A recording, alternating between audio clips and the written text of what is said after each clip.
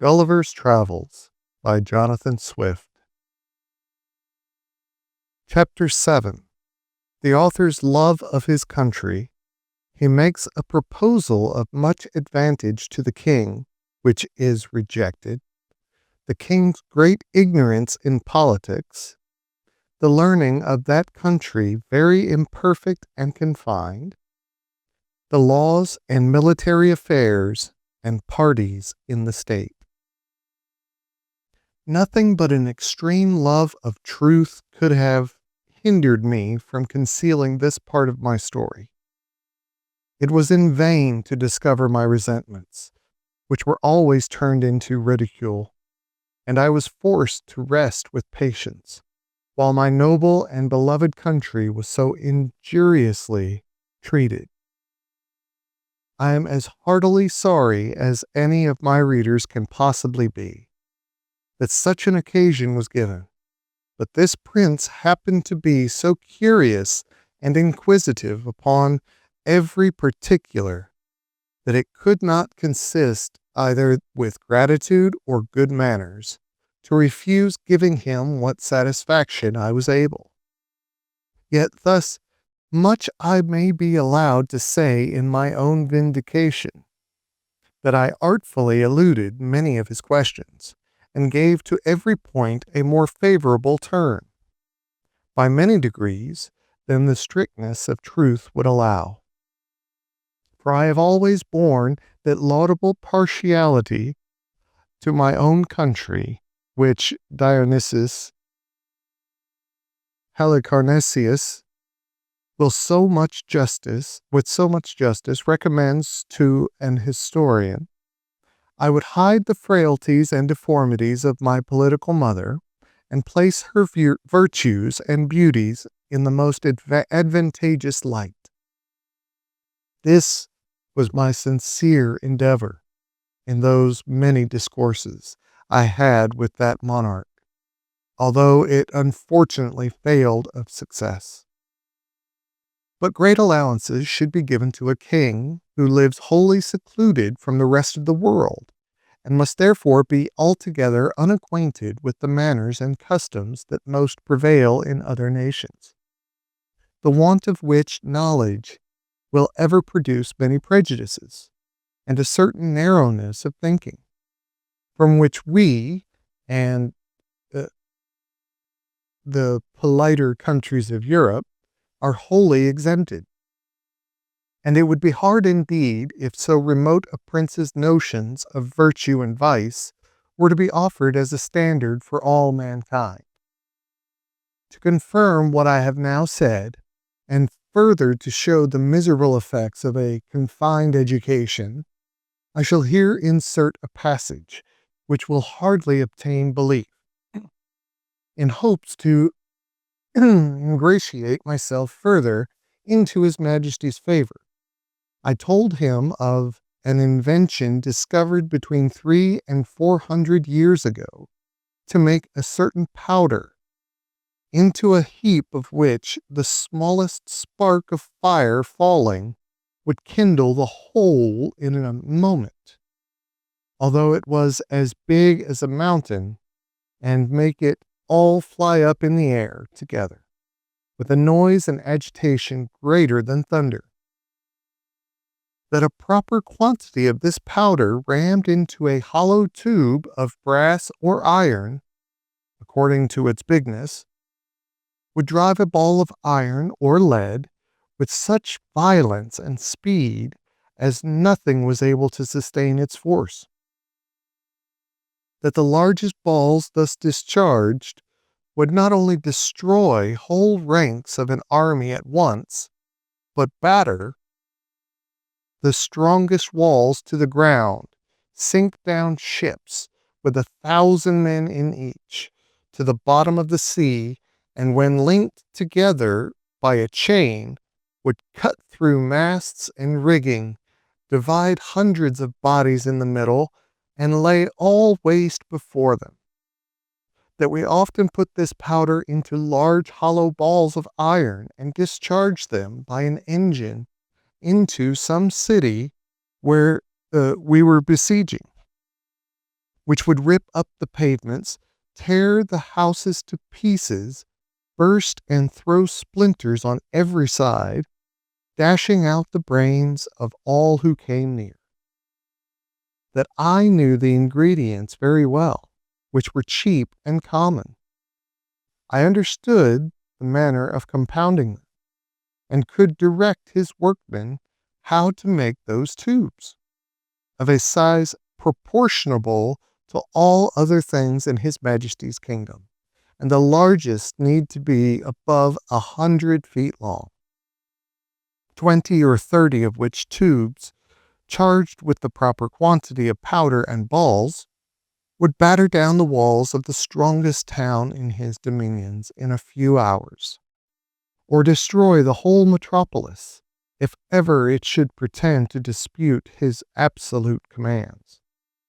This I humbly offered to his Majesty as a small tribute of acknowledgment, in turn for so many marks that I had received of his royal favor and protection.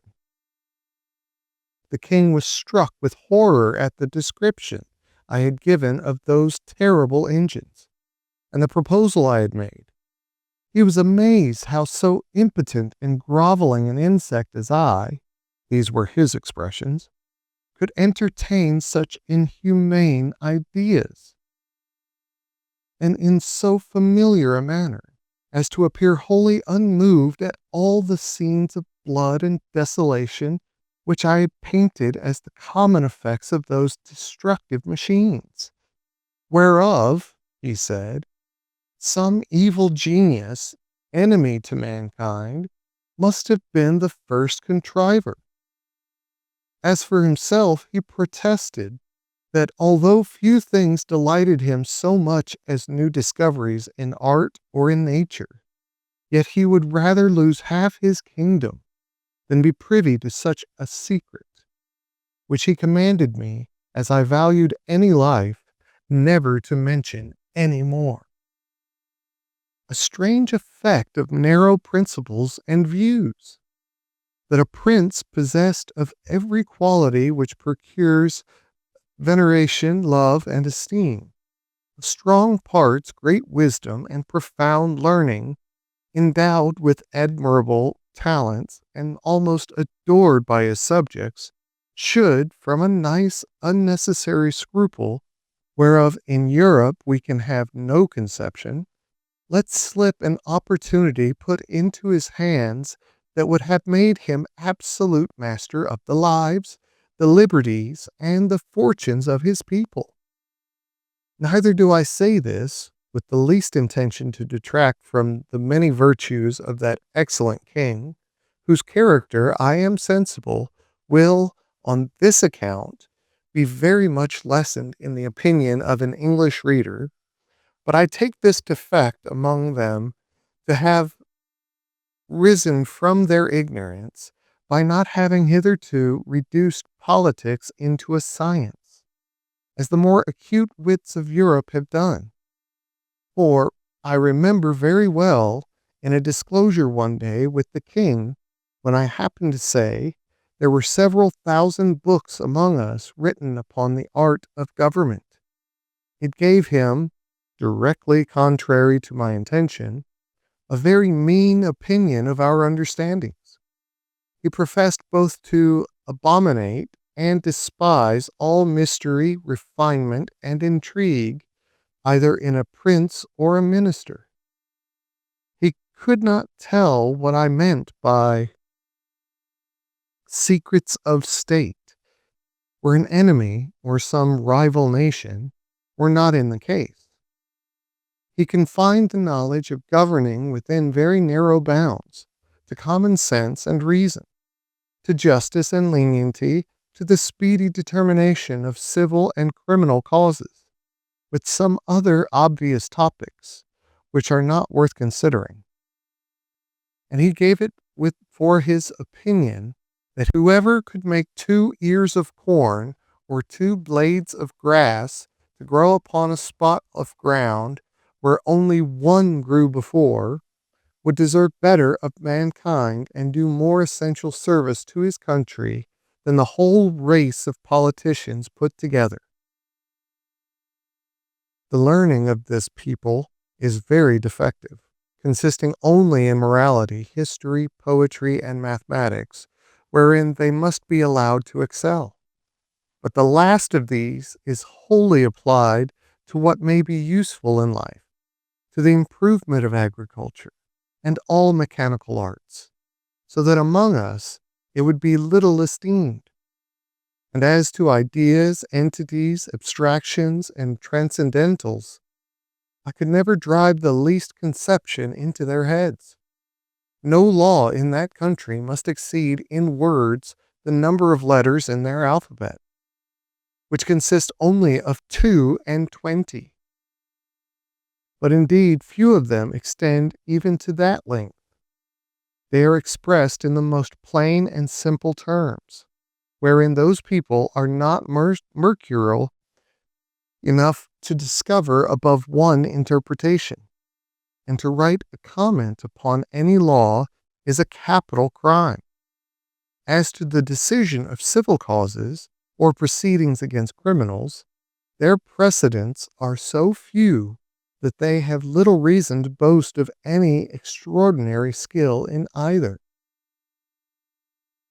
They have had the art of printing as well as the Chinese, time out of mind. But their libraries are not very large, for that of the king, which is reckoned the largest, does not amount to above 1,000 volumes, placed in a gallery of 1,200 feet long, whence I had liberty to borrow what books I pleased. The queen's joiner had contrived in one of Glumdalclitch's rooms a kind of wooden machine, 25 feet high, formed like a standing ladder, with steps were each 50 feet long. It was indeed a movable pair of stairs, the lowest end placed at 10 feet distance from the wall of the chamber. The book I had a mind to read was put up leaning against the wall.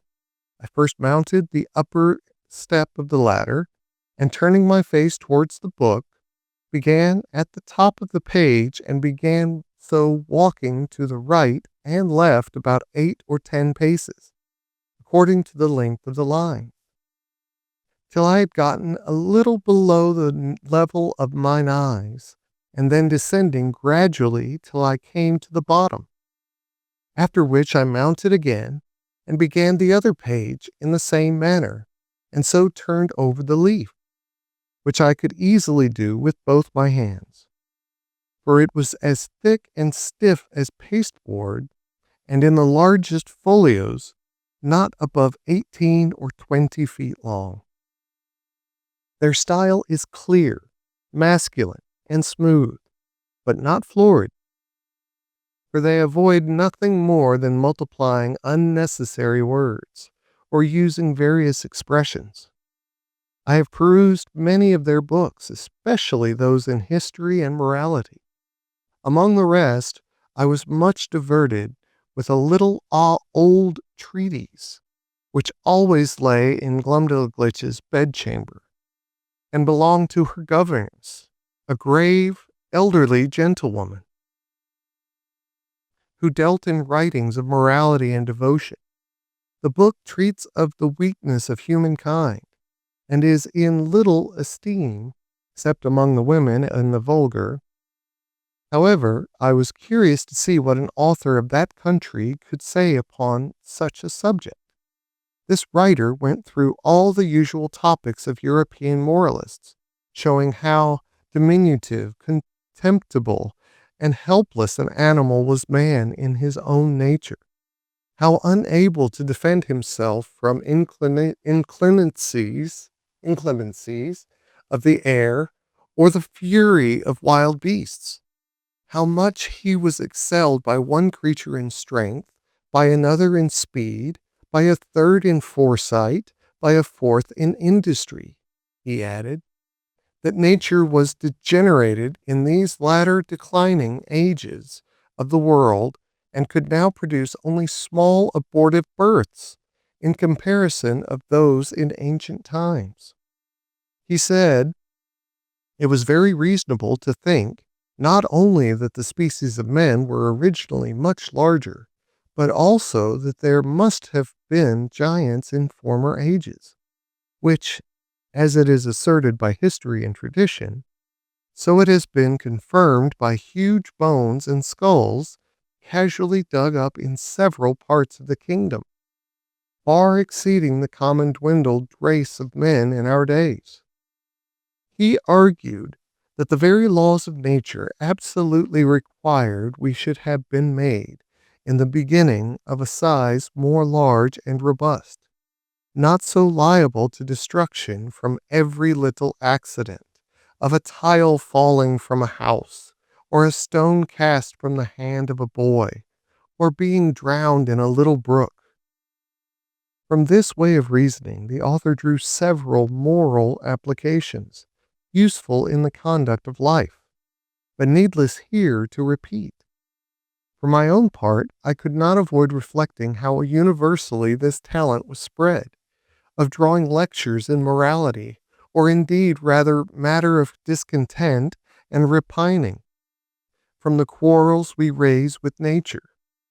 And I believe, upon a strict inquiry, those quarrels might be shown as ill-grounded among us as they are among that people. As to their military affairs, they boast that the king's army consists of 167,000 foot and 32,000 horse. If that may be called an army, which is made up of tradesmen in the several cities and farmers in the country, whose commanders are only the nobility and gentry, without pay or reward, they are indeed perfect enough in their exercises and under very good discipline, wherein I saw no great merit. For how should it be otherwise, where every farmer is under the command of his own landlord, and every citizen under that of the principal man in his own city, chosen after the manner of Venice by ballot? I have often seen the militia of Lorbergold drawn out into exercise in a great field near the city of 20 miles square. There were in all not above 25,000 foot and 6,000 horse, but it was impossible for me to compute their number, considering the space of ground they took up. A cavalier, mounted on a large steed, might be about 90 feet high. I have seen this whole body of horse, upon a word of command, draw their swords at once and brandish them in the air. Imagination can figure nothing so grand, so surprising, and so astonishing. It looked as if 10,000 flashes of lightning were darting at the same time from every quarter of the sky. I was curious to know how this prince, to whose dominions there is no access from any other country, came to think of armies, or to teach his people the practice of military discipline. But I was soon informed, both by conversation and reading their histories, for in the course of many ages they have been troubled with the same disease to which the whole race of mankind is subject, the nobility often contending for power, the people for liberty, and the king for absolute dominion. All which, however happily tempered by the laws of that kingdom, have been sometimes violated by each of the three parties, and have more than once occasioned civil wars, the last whereof was happily put an end to by this prince's grandfather, in a general composition, and the militia, then settled with the common consent, has been ever since kept in the strictest duty.